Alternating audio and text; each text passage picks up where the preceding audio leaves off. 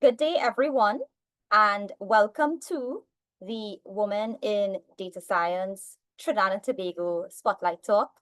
I am Leticia Addison. I am the ambassador for WiDS, as we call it for short, Trinidad and Tobago, and I'll be your host today for this session. In today's talk, we have a very special guest. We are going to look at seeing data differently, making insights meaningful with online tools. And our presenter today is Miss Toni-Marie Noel. I will tell you a little bit about Toni-Marie in a few minutes. But first, for those of you who are not too familiar with WiDS, or as we call it, Women in Data Science for short, WiDS, right, TT, just letting you know a little bit of context, we are part of a global community of groups across the globe who are celebrating not only empowering women and girls in the field of data science and data-driven fields, technology, AI, etc., but we also want to celebrate and also incorporate that level of data literacy for all persons and all data enthusiasts in the area. So we host a lot of independent events aligned with the Global WiDS Datathon or Data Challenge, as we call it, building that data literacy at every level, from youngsters, young generation in primary school, secondary school, and beyond. All our events are open to all who are ready to explore the power of data. And if you would like to jump in and see what we host, we have a number of social media links and also our website, widstt.com, for more information on these events. So today, I want you to meet our very special speaker, Miss Toni-Marie Noel. Before she gets into her presentation, I will just like to give you a short overview of Toni-Marie and just let you know that you will be able to ask questions in between, or most likely at the end, you will have enough time to ask questions as well, but feel free to put your questions in the chat as we go along, and Toni-Marie will be very happy to address them. Toni-Marie is a data quality analyst at CIBC Caribbean, and she's a successful blogger of Tech Talk with Toni-Marie. So I'm just going to give you 3 main points about Toni-Marie as it relates to her bio. She is a lifelong learner as part of that CIBC Caribbean group as a data quality analyst. She has more than 5 years of experience in the banking sector and holds a first-class honors degree in computer science with management from the University of the West Indies, St. Augustine campus here in Trinidad and Tobago. And outside of work, she enjoys reading fiction, and she writes a really successful weekly blog entitled Tech Talk with Toni. And in fact, that's how I met Toni-Marie, because I have been reading her blogs on LinkedIn. I'm very fascinated by what she writes, and I was really excited to kind of bring her into that global space and have you all, really experience her expertise. So, Toni-Marie, it is really my pleasure to put you on the floor now and spotlight you in your presentation to our audience. So the floor is yours. I will stop sharing. Thank you, Leticia, for such a wonderful introduction. I'll begin my presentation, sharing my screen. Tell me when you can see my screen.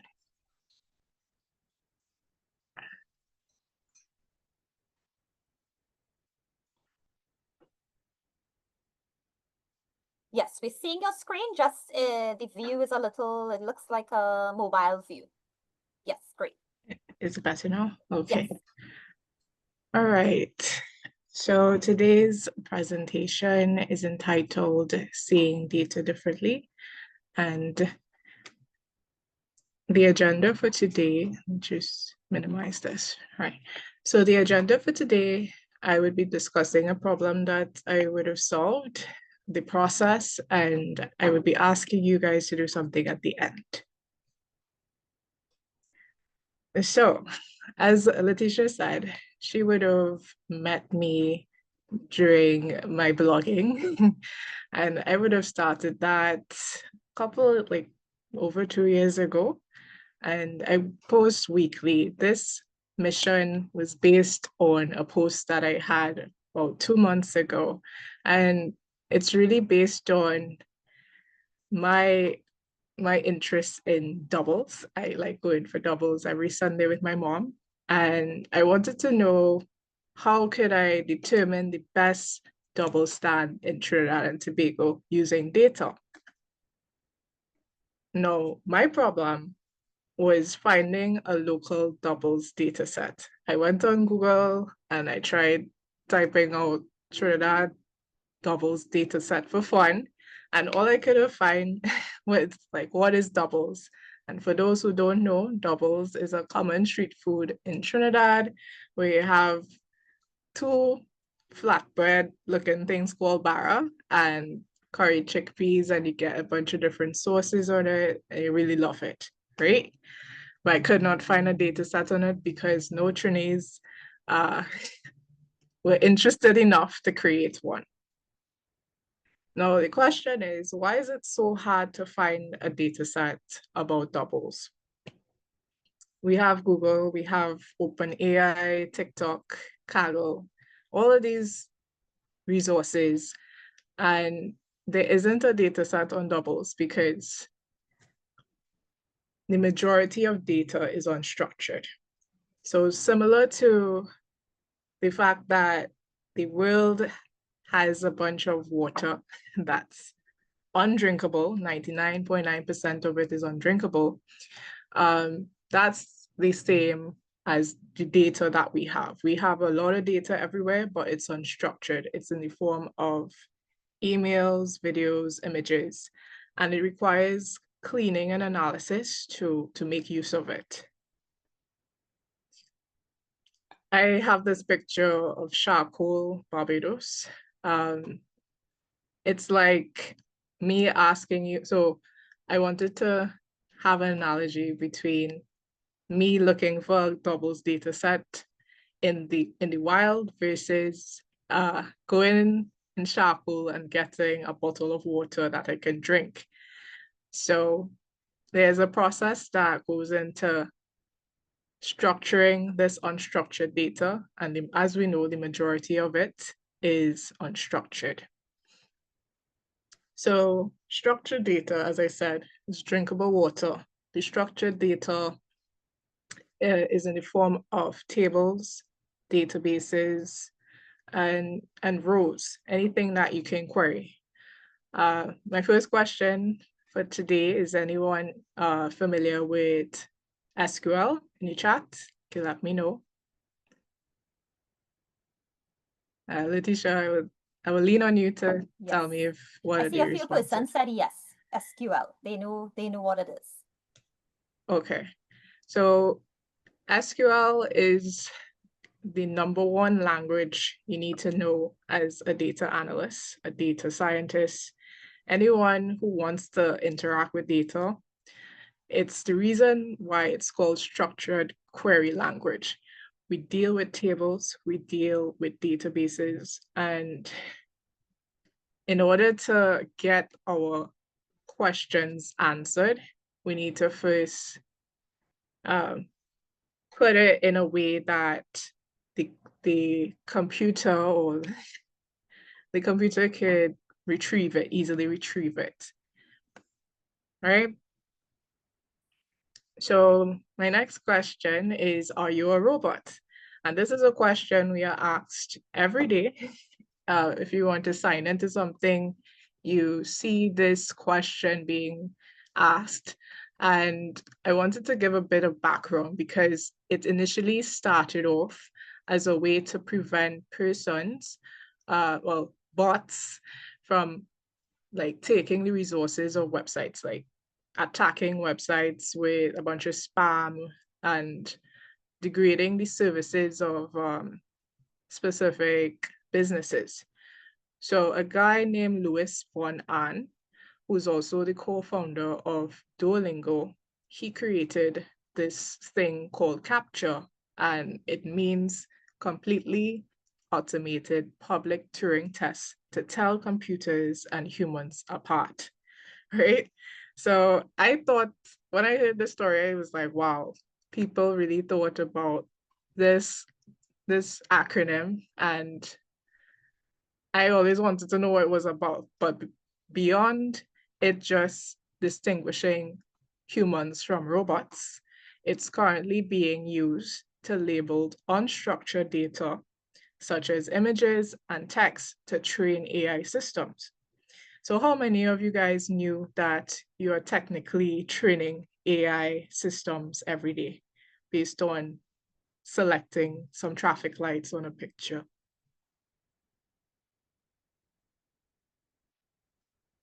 Yes. Someone said they did not know Hello. that. I actually did not know that myself. So that's very interesting. Monique, I Okay. think she raised her hand. Monique, I don't know if you were in agreeing as well. And Faithy in the chat did not know as well. Yeah. Okay. Any questions on this particular piece? Oh I yes, know this Monique kid. agreed. Yeah. Okay, cool. So, final question is, how did I create the doubles data set? And this is where I'm going to walk you through the process, and you could follow along on your side. I shared some links with Letitia. Letitia, did you get the links, by the way? Yes, I'm sharing those in the chat. Okay, great. So we are going to first start with step one, which is to get your API key. Step two is to prompt ChatGPT to generate the Python code. How many of you guys are familiar with Python, by the way? You could use the React button if you like, or yes, I see Monique said yes, CIBC yes. A couple people have said Okay, yes so far. Yes. One person is not okay, too familiar. okay. Well, Python is, I would say it's one of the easiest languages to learn when you're starting with programming. I started off with C++ anyway, but I would say Python is a bit more user-friendly. There's a lot of functions that you can use, well, methods and functions and so on that you can use to manipulate uh, data, specifically with pandas and data frames and so on. But I won't get too much into that today. It's outside the scope. And while step three is to clean and enrich the data on Google Sheets, right? So I'm going to start off with step one. Created this tutorial that you can follow along on your side, but I would share my screen so you could see how to go about generating the API key that will be used to pull the data into a CSV file. So when you go on Google Cloud, let me see if I could put what that is in the chat as well. So Google Cloud.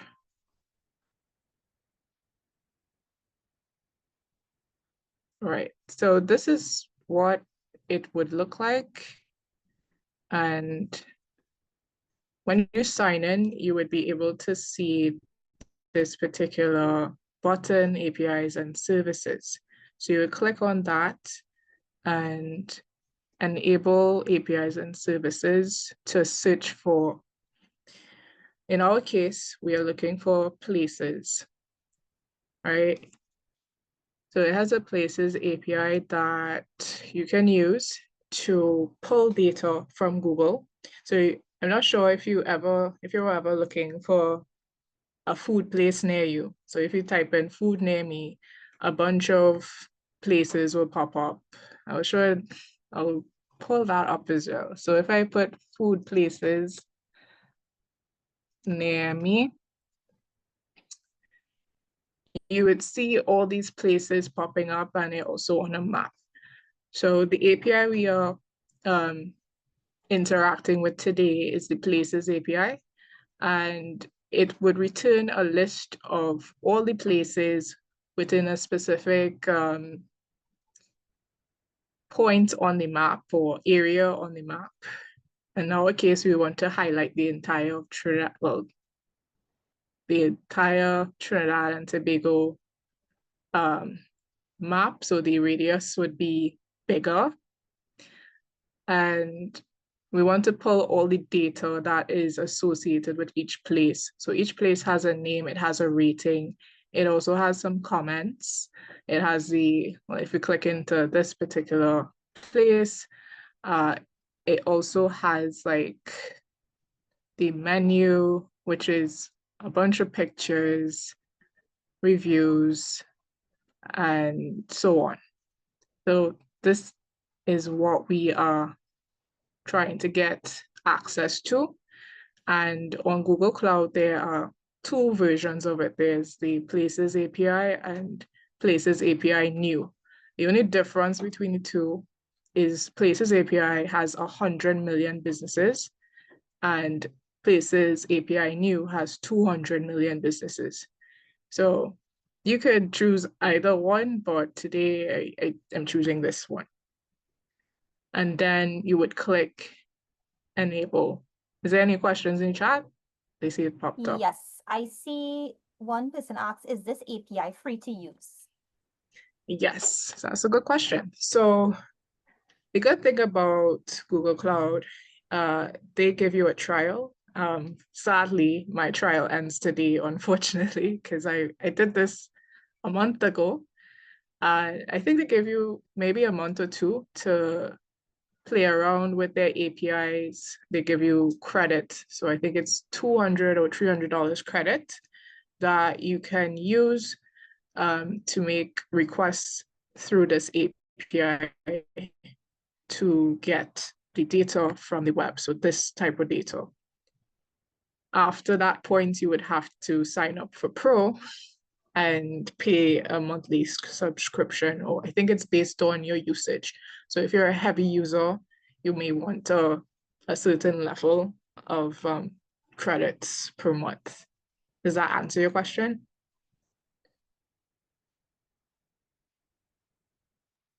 Yeah, I think yes. Okay, great. So when you click, you have to enable the API to use it. And with each API key, you need to restrict, you have a certain level of restrictions that you can put on it so that you can keep it safe. Because as I said before, this service is free at first, but you would have to pay later down. And you won't want someone to steal a key and start using it for a bunch of things that you did not authorize, right? So when you select the restriction type, we have IP addresses. So a specific IP address could access this, or like, for example, your personal computer has an IP address, Android apps, iOS apps, and API restrictions, because you can use an API key within another API, right? But for this tutorial, we are not going to restrict it temporarily because of the nature of Google Colab, which I would discuss later. So I clicked maybe later here, and we go to get the actual key. So when everything is set up in terms of the enablement of the API, as well as the restrictions, you can then go and get your key. So you click on keys and credentials, and then you click show key. And at this point, you would see the tutorial is completed because I cannot show you my key that was generated. Any questions on this? I would like to pivot back to the presentation if there aren't any. Not seeing any questions so far, so you can continue and they'll probably ask in the chat. Okay, great. All right, so step 2 deals with prompt. So the prompt for the Python script.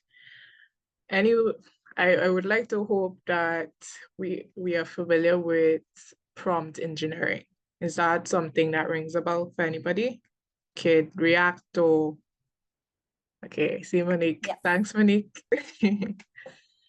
All right, Okay, so great. So prompt engineering, I would say, is one of the best skills to develop, especially in 2025, where you are basically learning how to talk to ChatGPT in the right way. Speak the language, I would say, of ChatGPT proficiently, because a lot of persons treat ChatGPT like it's Google, like it's just another search tool, but it's a bit more complicated than that. You have to put a bit more thought into what you're writing for it to generate the results that you're looking for. So in the case of this prompt, I think a good recipe for a prompt would be to start with the role in which you would like ChatGPT to play. So in my case, I wanted ChatGPT to be a Python expert. You tell it the goal. So you should know exactly when you have a problem, you need to know what is the goal or the result that you're trying to get from this problem being solved. So I'd said to write a complete, clear, and well-commented script for Google Colab that uses Google Maps Places API to find all doubles vendors in Trinidad and Tobago, right? I also highlighted some fields that I wanted because you don't want to pull all the data for this thing, right? It uses resources and it's not some, you may not use everything that it returns. So that's sort of like, I would call it query tuning, right? Yeah, it's called query tuning. So when this part here with the explanation where I say what fields I want to return, I'm being specific about what to return so that the query doesn't take that long, it doesn't use up that many resources, and we get exactly what we want from this prompt. And then finally, the constraints. So we had the role, the goal, the fields, and then the constraints. I said that it should handle the pagination or the pagination, meaning, when you're on Google, it has multiple pages in the results. Instead of just flipping through all the pages and trying to get all the data, there would be a part where it needs to slow down so it's not flagged. If you request too much from anything, like any API, if you're using it in a way that it seems spammy, you would get blocked. So that's another feature that you should implement if you are scraping any data from the internet.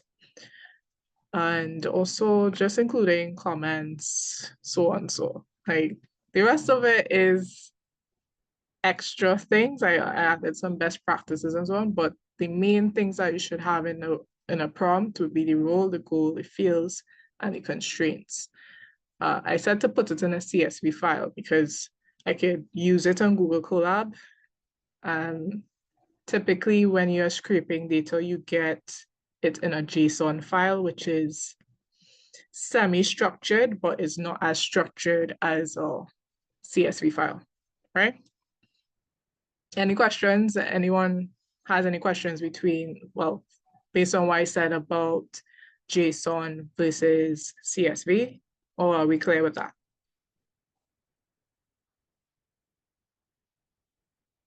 Okay, I'm gonna assume that we're good.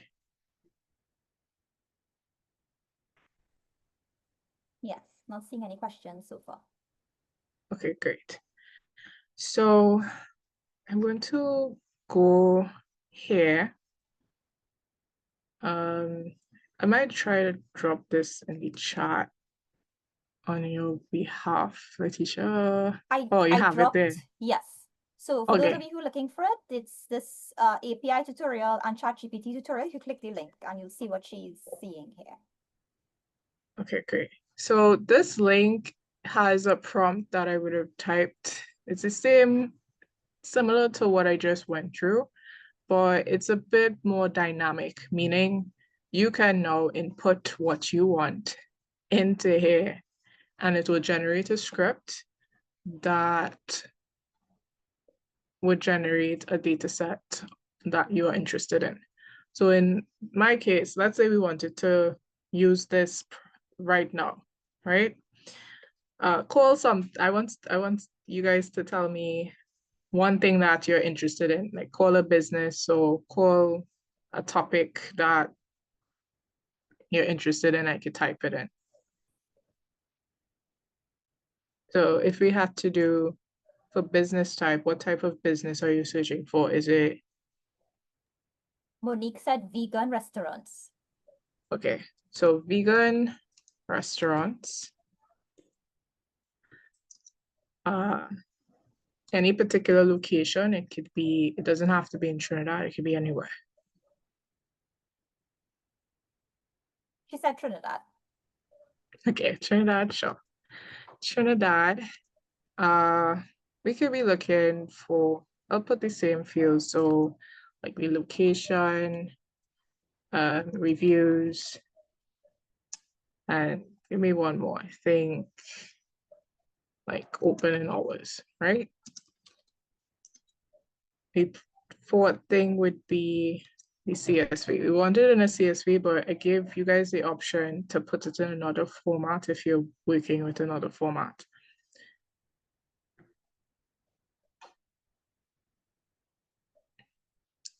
All right, so it would ask, so I made it in a way that it would ask you more questions to get more context, because context is what gives you the right, well, gives you what you want.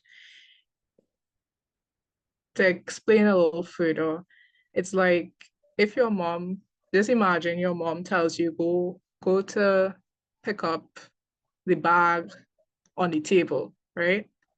Your first question is going to be which bag and what table, right?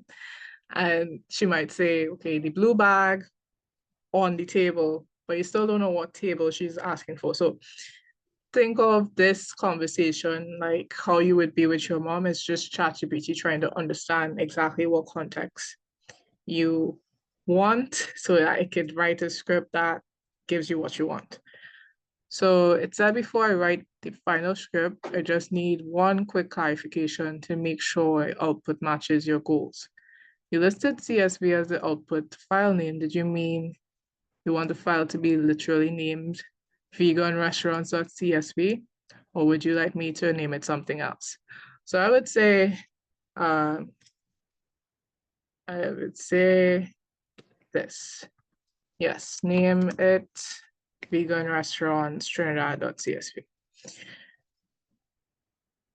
And it will generate the code and it will tell you where to put your API key. So when you generate your API key, it would have a point where you could just paste it in here. So enter your Google Maps API key here. And when you run this code on Google Colab, so I'm going to just show you what it looks like quickly.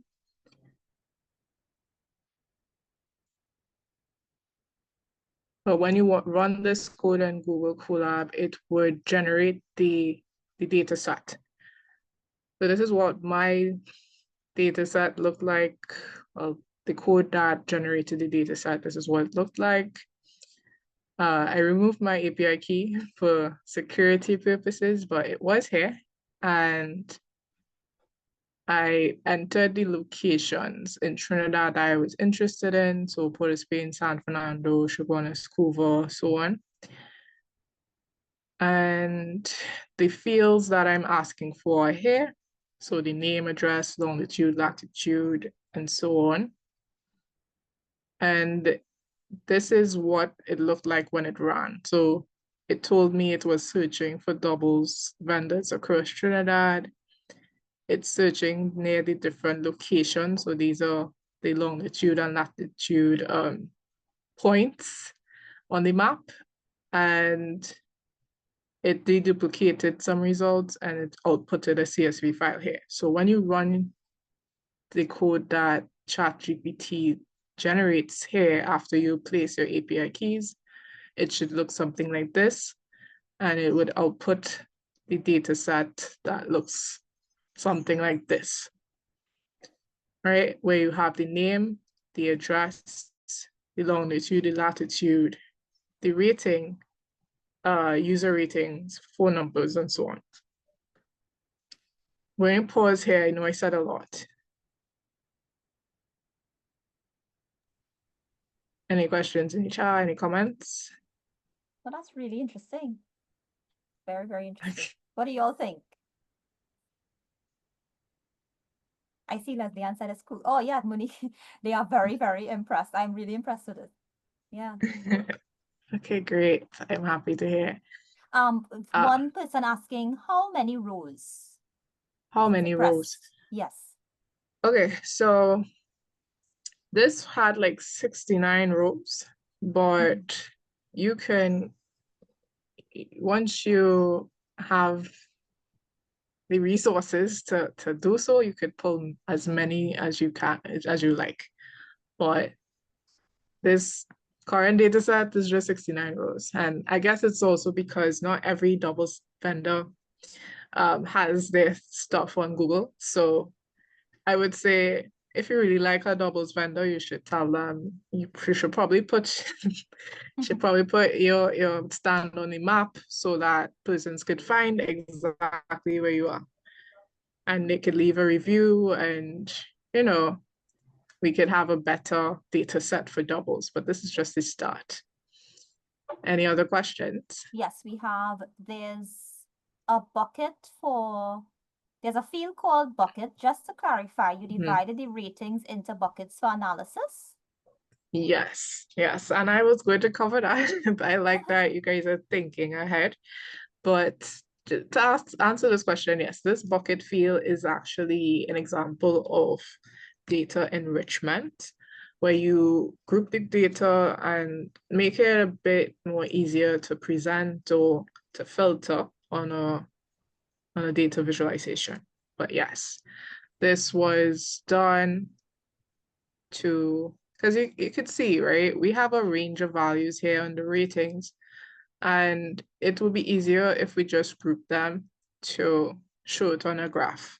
So you don't have to list every single number on your table. You could just say 4.5 to 4.9 versus a 5, right? But yes, I like the questions. Feel free to ask as many as you would like.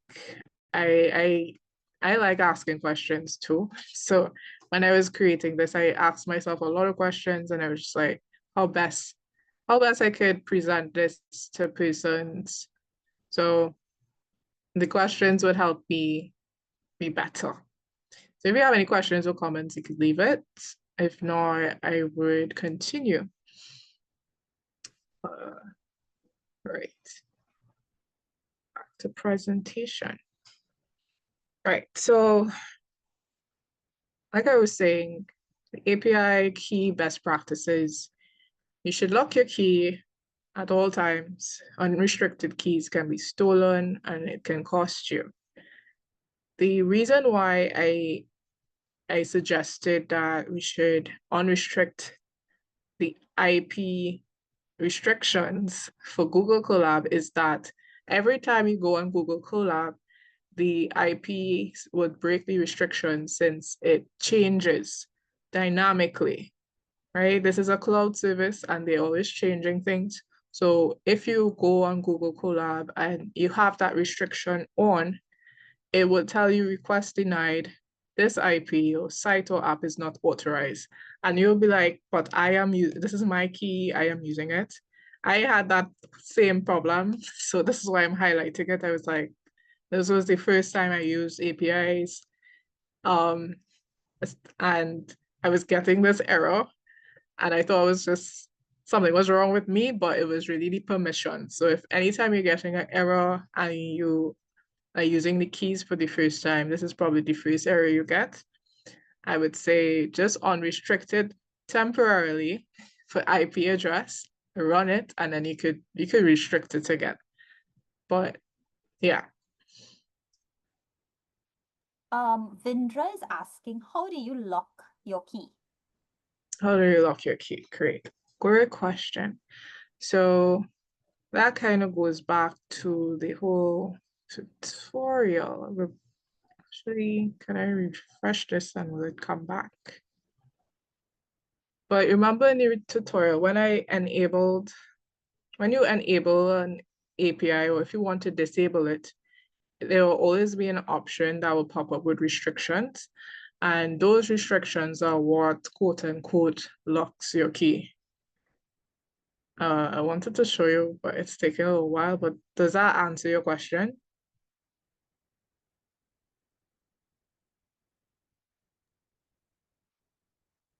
Yes. Okay, great. Great. So this was answered earlier too, in terms of if it's something that could be used for free, right?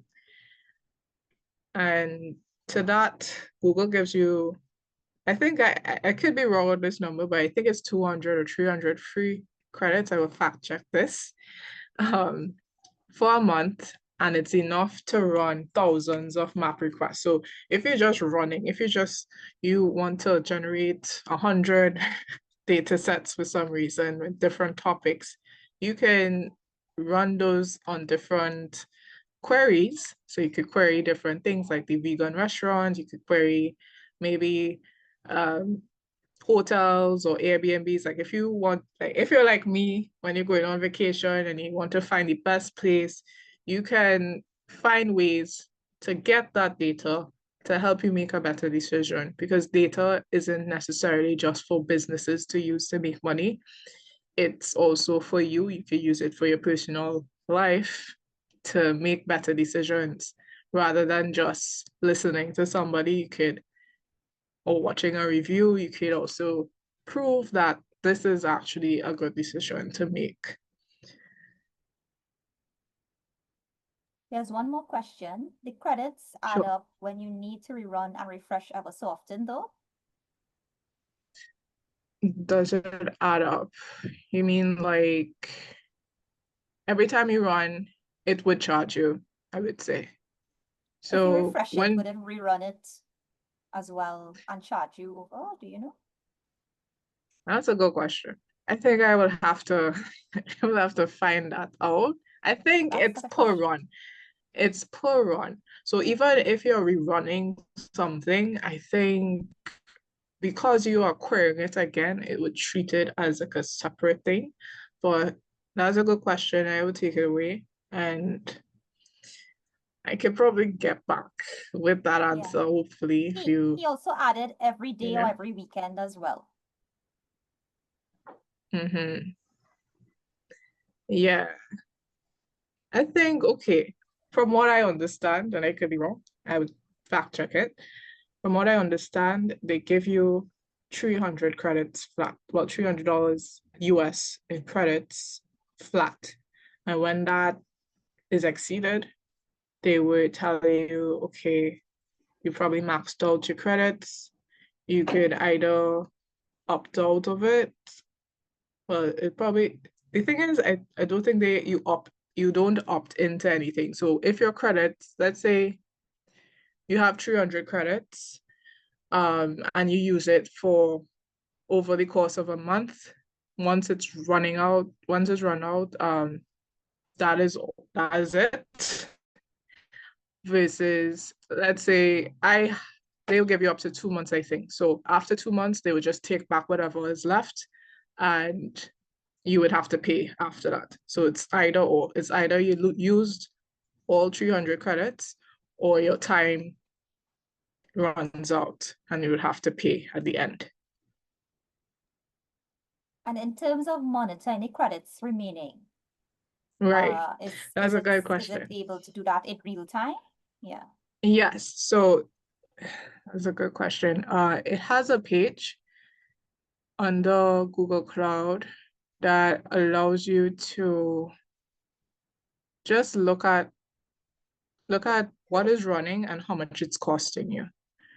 Let me see if we could find that page, but it should be under pricing and so on. View API Manager. But yeah, I am an amateur at this too. It's a learning experience for me as well. I think it's a cool tool that a lot of people should learn to use because there's a whole library. I'll show you the library. There's a whole library of APIs. You could even use APIs for your Gmail and so on. Like the whole of Google, it integrates really well with anything that's Google based. So if there's anything you wanted to play with in the Google ecosystem, you can. Let me see. I'm trying to find that. So it will be under billing. And under billing, it would show you, as you can see, my trial is over at the top here. So it's warning me, my trial is over, but your Google platform journey doesn't have to be to restore your services upgrade. So this is the message that will pop up at the top, and it's up to you to opt into this. But as you can see here, they will tell you what is your cost in real time, as they would say. You could see for the last 7 days if you use anything, but I haven't been using it. But yeah, it's on the billing. So you would have to manage your billing side of things when it comes to costs. Does that answer your question? Yes, he said it's clear and it looks good. He said that. Okay, great. Great. Okay, so I'm gonna go back into presentation mode.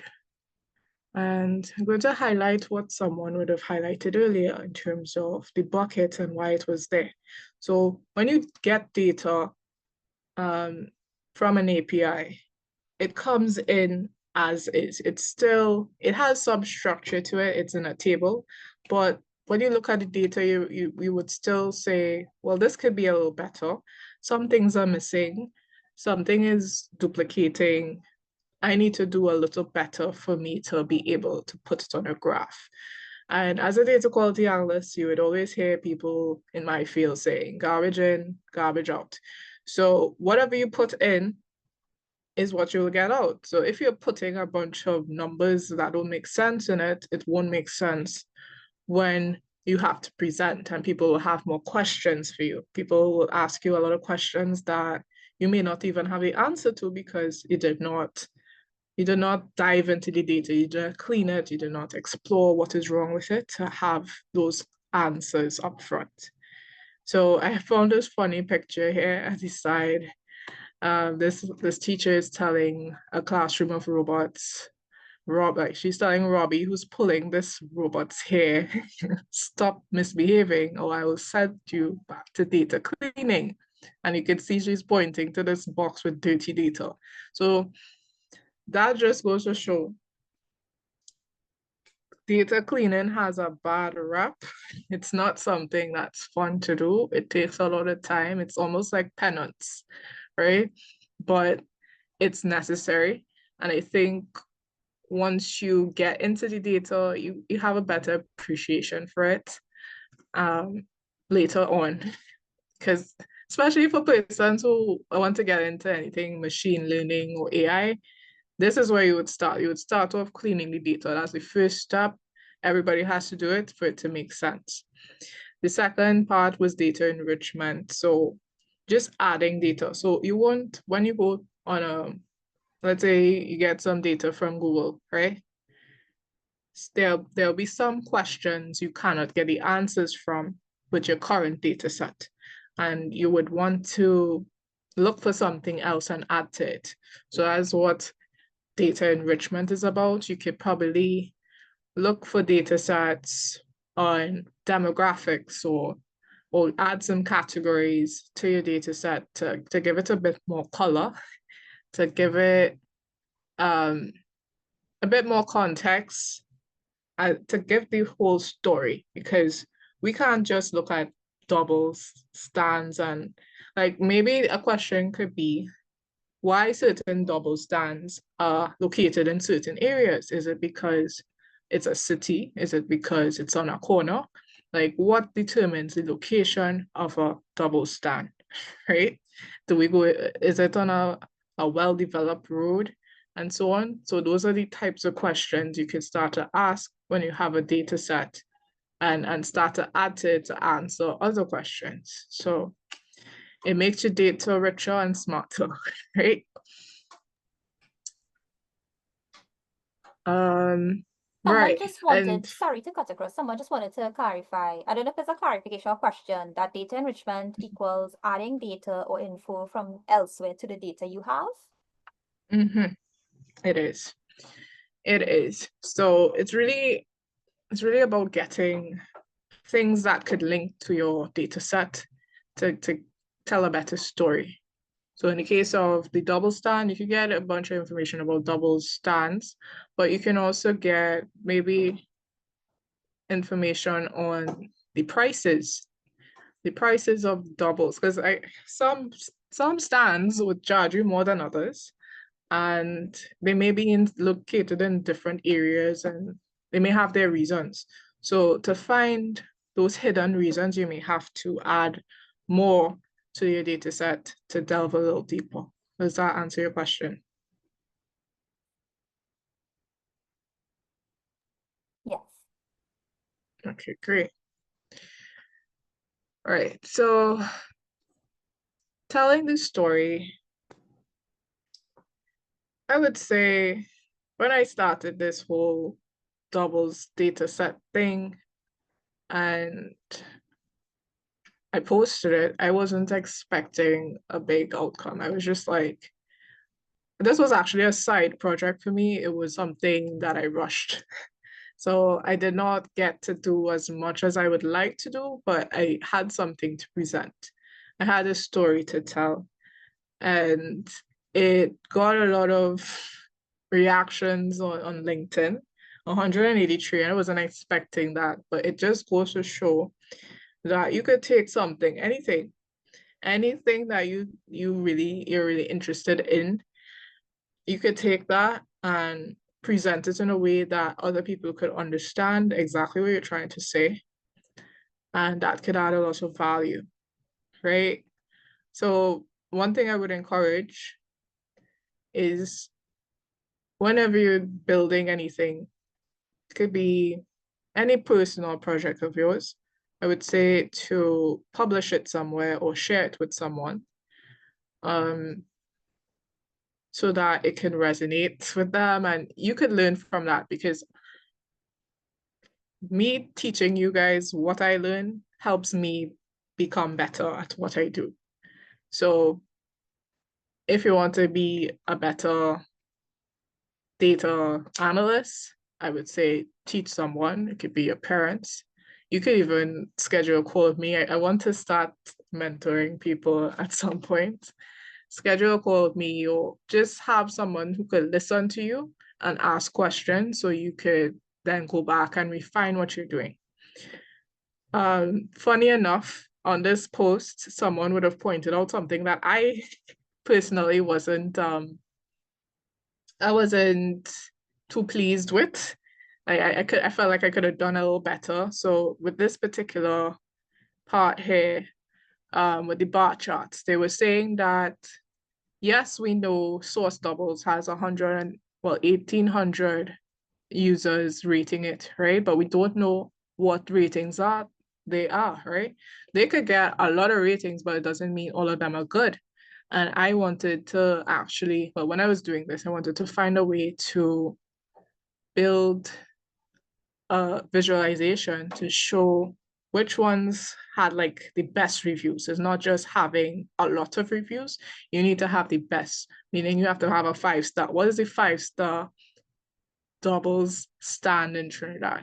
And this doesn't show it, it just shows numbers here. So I actually wanted to go and just show you guys. Let me see if I could pull that up as well. Show you on Looker. Right, this is another Google tool. So I personally, I like Google's ecosystem for data. You can do a lot of, this is my first time using this as well though. this is a visualization tool. There are many others, like Power BI and Tableau, but Looker is an option. It's free. That's one thing I would say. It's free. It's really good because it's accessible in that way. Tableau, you have to pay. Power BI, it has a desktop version that's free. But Looker is one that you can also use online. And yeah, you could change the charts here. So if I wanted to change this to, let me see, in multiple chart types here. If I wanted to change it to like a funnel,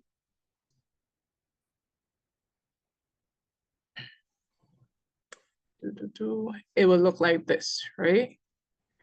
So this would show a better, it could show like a better way of displaying the data. In this particular one though, let me see if I wanted to filter specifically for 5 stars, right? So if I click here, you could see, so I click the 5 here for this to filter by just 5 stars. And you can see at the top, we have Rockies doubles. They get a lot of 5-star ratings, but on the map itself, you can see that 5-star ratings are rare, right? Compared to oh my, yeah, compared to source doubles, they have a lot of 4 to 4.4 star ratings, but I would say it's ranking higher than those that just have 1 5-star rating, if that makes sense, right? The good thing too is with this visualization, you can use this person and just drop it on the map somewhere, and you could see what it's like right there. So the point I was making earlier, if you wanted to know, okay, where would a double stand be found? Will it be found in Grand Bazaar? This looks like Grand Bazaar, right? Where in Grand Bazaar, if it had one, where would it be, right? So that is Looker. I think in terms of dashboards and so on, I cannot go into it as much as I like today. It's a short session, but I would say one thing to help you with, I saw someone saying that they wanted to learn more about data storytelling. I would recommend, let me see, this site here, Storytelling with Data by Cole. I can't pronounce her last name, it's really hard, but she has a really good book and a site. This site is amazing. It shows you the reasons why you would use certain charts. You could read up on any one of them. So in the case of, let's say I wanted to know why would I use a bar chart, you click on it and it'll give you more information, like what is a bar chart, what are the common types. You have vertical versus horizontal, clustered bars, stacked bars. So this is what I wanted. I wanted a stacked bar because it shows you the different categories that certain things would fall under. It gives you a bit more detail than like a simple horizontal bar chart. But yeah, this is a great resource if you want to learn more about storytelling with data. So I put it in the chat. All right. So that is for storytelling with data. If you want to learn more about it, you can. I would urge you to, because storytelling with data, it's very important, especially in work. If you start a job, you have to present to persons who may not be too familiar with data, and you have to speak their language. So knowing your audience, knowing what they're looking for, how to present it is a great skill set to have. Something I would urge you to start learning as well. Apart from all the technical stuff, the storytelling side is a bit more of a soft skill, but it's really important to develop. And well, finally, wow, I feel like I've been talking forever, but we're coming to an end. Um, my ask for you guys is to coming out of this, I want you guys to choose a really cool topic. Could be anything, could be spaceships, it could be anything that interests you. Get the data and explore. So don't just ask boring questions. Ask questions that you don't think really anybody else thinking about. Write down all those questions. Find the data to answer those questions. Clean it up. Present it in a way that's easy to digest. And finally, just show it. Show it to someone, right? Show what you've learned. I think for me, what brought me here was me simply showing people what I do on a consistent basis. I try to post every week. I've been slacking off, but I started my blog like about 2 years ago. And I've written, like since then, I've written over 100 blog posts on my site. So just doing something consistently adds up over time. You could start today. Just try to keep with it, have somebody witness it. Have someone like Letitia, have someone like a friend of yours, anyone who is willing to listen to what you have to say, and you would make it really far in this field. At the end, I have a bit of the resources that I was sharing in between. The only one I did not really touch was Mockaroo, which I will touch on right now. So Mockaroo is a really cool, it's a really cool site if you just want to jump to the visualizations. You don't want to really focus too much on getting the data. You just want data that is available and ready to present.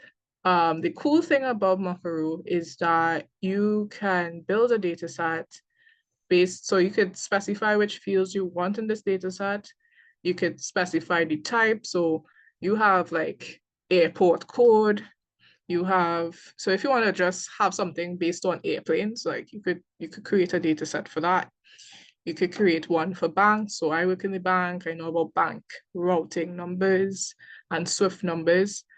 They also have Bitcoin, cars. So if you're into cars, you could create a data set on that.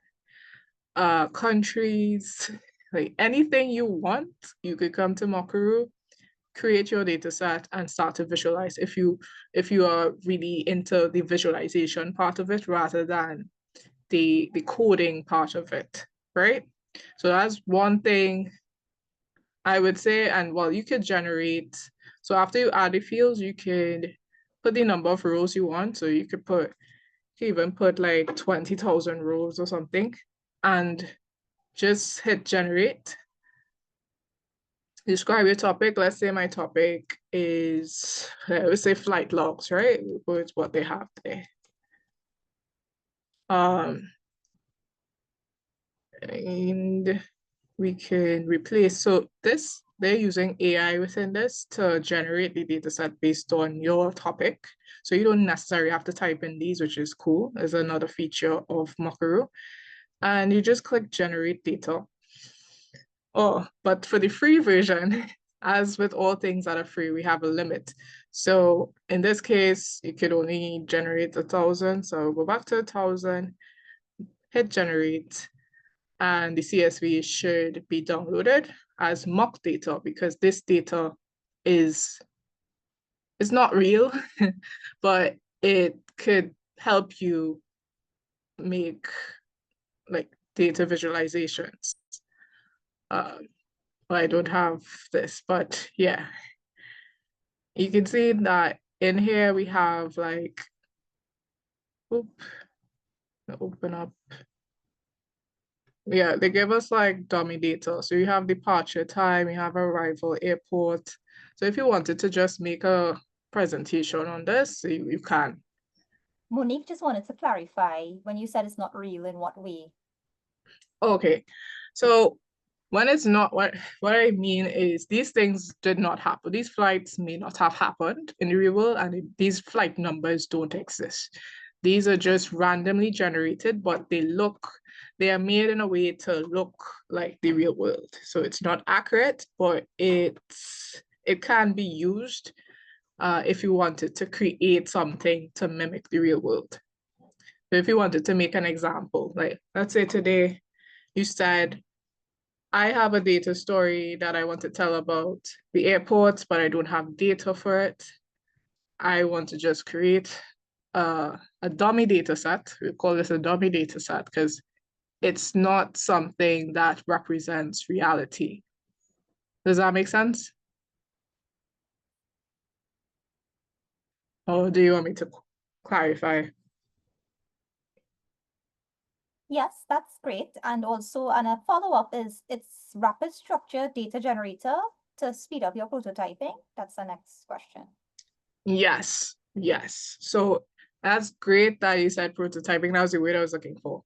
So person, like in the case of, let's say you're at work, you have a presentation to make or a dashboard to design. You're in the design phase of a dashboard, but you don't have the data for that dashboard as yet. You can create a dummy data set to see what the dashboard will look like when the data arrives.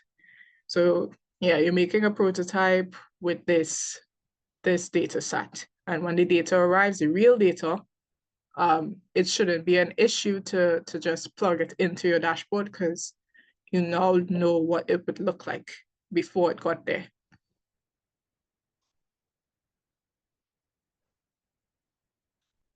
Is that okay? Yes, I think that's okay. One other question. Well, for AI ethical purposes, you wouldn't Mhm. advise this to be used for public publications, correct? Um, Meaning this particular data set. Is it this data set you mean, Monique? The synthetic data? Yeah, just the whole concept of using synthetic data or dummy data in general. Mhm. Yeah, yeah. So I would say if you are publishing something, say that you are using it. Um, in terms of ethics, I understand what you mean. So let's say you have a data set that has persons' names and like personal information about people, but you still want to present on it. That is a good use case to use dummy data because you don't want to expose those persons, but you still want to get the story across. So you may not use their real name, you may come up with a fake name, but you would have like certain things that may not be linked to them included. So yeah, that I would say this is a good use case. If you want to mask certain data, you would generate parts of it, but the other parts could be left untouched.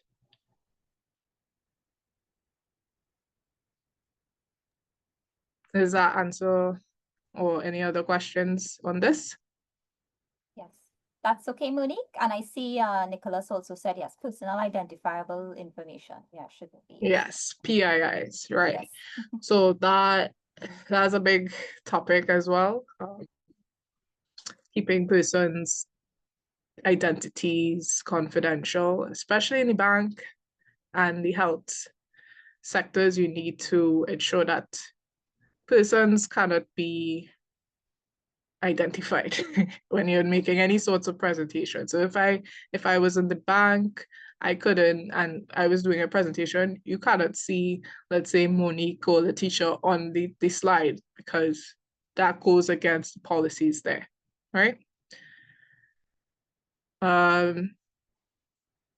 If we have no more questions on this slide, do we have any more? I see this chat come Just back up. everybody's very, very excited, which I like. One more question. How long did it take for you to do this project? That's a good question. I would say it took me like 2 hours. I got up one morning and I was just like, I want to know I want to know who in Trinidad has the best double stand. And I just went down a rabbit hole and it led me to this.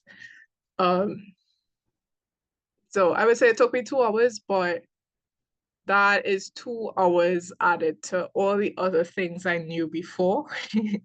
So if this is something brand new for you, I won't expect you to get it done in 2 hours. I would give you a little bit more time. Don't be hard on yourself because there's a learning curve to these things. So I would say if you have the basics down, if you know how to do certain things, it shouldn't take you that long to do a project like this. But if you're starting from scratch, give yourself some grace, give yourself some time to learn the basics to get to this point. Because I still think I have a lot to learn. But I'm happy that what I'm sharing today is getting you guys excited to do things within your space. What are some of the challenges you encountered and how did you overcome that? Okay, so this was the main challenge here, this particular one, with the API side, but also, well, what I did to overcome this was I kind of started to ask questions. So I was just like, why isn't this working? I even tried to ask ChatGPT. ChatGPT could not answer me. So I had to sit down and just figure out what could change for this error to pop up. And then I checked the IP address and I saw that it kept changing each time I tried to access the API. So that is what led me to just changing the restrictions. Another thing that popped up for me would be like just the issue for me was like using Looker.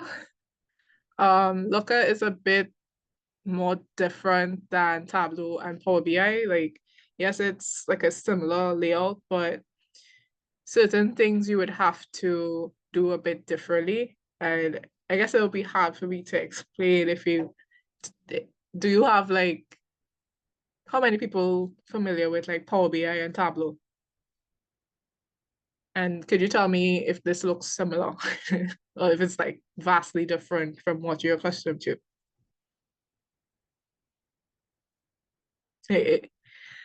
So I would say Looker has a different feel to it. It has similar capabilities, but simply just like connecting this is actually connected to this, right? So this particular field location, I had to create it by adding the latitude and longitude to get the location to plot it on this graph. Oh, shucks. Oop. Yeah. So for this graph to work, I had to concatenate the latitude and the longitude for it to work on Looker, right? It may have been different for Power BI or Tableau, but on Looker, you have to do this concatenation for it to plot properly. Any other questions? So those are the two challenges for me on this, figuring out how to get this to plot and also how to get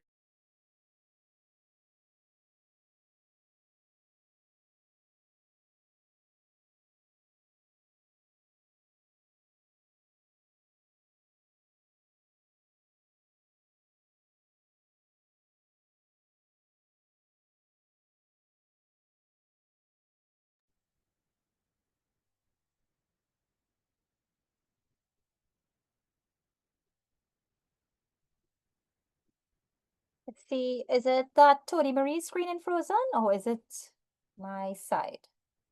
It's Are frozen. it's frozen? Yeah, it's frozen to me too. Okay, she probably got disconnected. I thought it was me. Toni-Marie, are you there?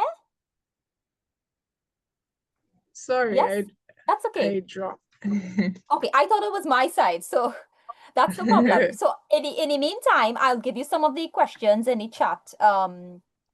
Well, Monique said the layout really is similar. You could easily transfer your skills from Tableau or Power BI to Looker. And we also have Vidra saying that, did you use any project management type frameworks, patterns, or workflows to manage the end process to one, do another project? And if you had to report to someone like your boss or maybe a team. So did you use any sort of like project management frameworks? I did not, but as a good point, I think, well, currently at work, we use a lot of project management frameworks. So we use the tool that we use is Jira to assign work to persons, and we also work in sprints. So our Scrum Master would assign, so we would go through like the goals of the project, assign certain tasks to persons and so on, but I did not do that. It was just me. But that's a good point that you made to really try to use a bit more structure in approaching these projects, especially if you have a team. Thanks for that, Toni-Marie. Do you all have any other questions?